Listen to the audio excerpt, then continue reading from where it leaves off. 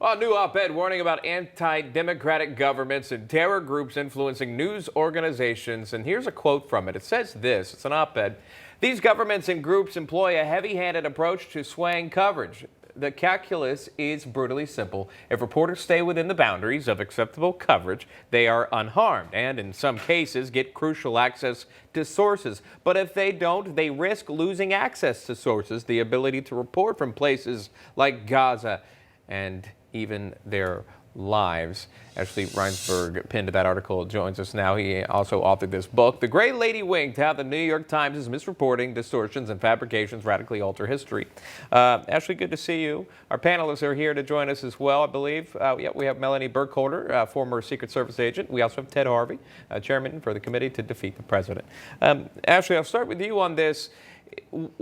Your thoughts on why you decided to pin this op-ed. So many people are reading it. Are these news outlets willing participants?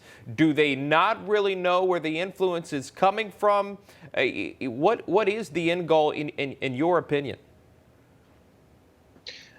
In my opinion, I think what we really need to be doing is asking these questions in a very public manner and to have Congress leading the way. You know, what we know is that press freedoms are increasingly being constrained, and there's a full menu of tactics that are being perfected by authoritarian countries like China and Russia, and also groups like Hamas, which is a U.S. designated terror group. They're becoming savvy at influencing the media, either through economic influence or through intimidations and threats.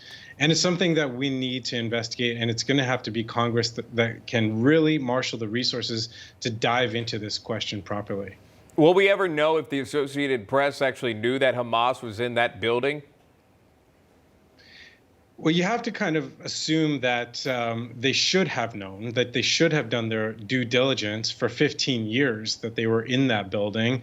And if they didn't know, considering their enormous resources and their vast experience in reporting around the world, we have to sort of ask, why didn't they know? Didn't they not see what was going on around them? And did they maybe turn a blind eye? Right. And again, just to point out, to be very clear, that was from Benjamin Netanyahu, Prime Minister of Israel, that said that Hamas was in that building. I wanted to also ask you about this, Ashley, and then I'll get the panelists' reaction really quickly here. Anthony Blinken essentially saying they'll help the Palestinians rebuild in Hamas, and they're going to do everything they can to make sure the humanitarian aid does not go to Hamas. But I think he said in some regards they can't confirm that would happen. How do you read that situation and the recent action by Anthony Blinken? You know, I think the Biden administration was always going to make certain choices in this case. It's understandable that they want to help people on the ground in Gaza with humanitarian aid. It's essential that the people who are being victimized by this terror group, Hamas, that's ruling over Gaza, do get help. The problem is that when you hand over this kind of money to a group that has been pouring hundreds of millions of dollars into developing terror tunnels and rockets, that the money is inevitably going to be co-opted by them. And that's what we've seen happen for the last 15 years. And there's no reason for us to believe that anything's going to change today. Yeah, Melanie, you can't fully guarantee it won't go to Hamas. Is that comforting news from a U.S. official? No, and can we just talk about the elephant in the building? They blew up a building. What about negotiations? What about talking to the people that are there? What about arresting people? I mean, that is extreme. And I think it's Ashley as an example of the extreme behaviors that they represent. And no, the money's not going to go into the hands of the people that actually need it. So we can't trust these folks, and we know that. And we continue to not have negotiations with them and talks with them to try to bring out a better circumstance for these folks. So I find it appalling, and I'm glad that there's a great book out about it now. So thank you for bringing light to the topic and saying what's real and what's happening. And now the American people can understand a little bit deeper dive into what's going on. Ted Harvey, your thoughts? Well, it's a complicated issue. One, Israel has the cell phone numbers to every single person that lives in Gaza. They know where the cell phone numbers are. They know who the people are and where they're located. And they actually call ahead and say, we're going to be bombing this building ahead of time.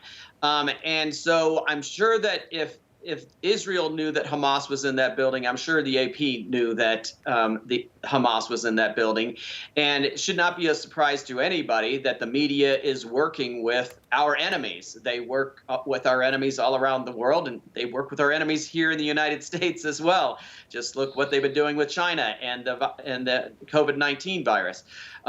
This is an issue that the media has lost all respect and lost all credibility on almost all of these issues.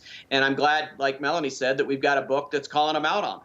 Yeah, for me as a journalist, it's getting to the point where I have more questions now for Netanyahu and what he thinks about humanitarian aid being sent to Gaza, but not necessarily knowing if it goes to Hamas or not. Not sure what he'd say in a public forum, but behind closed doors, I would love to be a fly on the wall to that response. Ashley Rindsberg joining us. We appreciate that. Our panelists, Melanie, Ted, please stick around. Coming up, a delight for stargazers, space lovers, and sky watchers. It's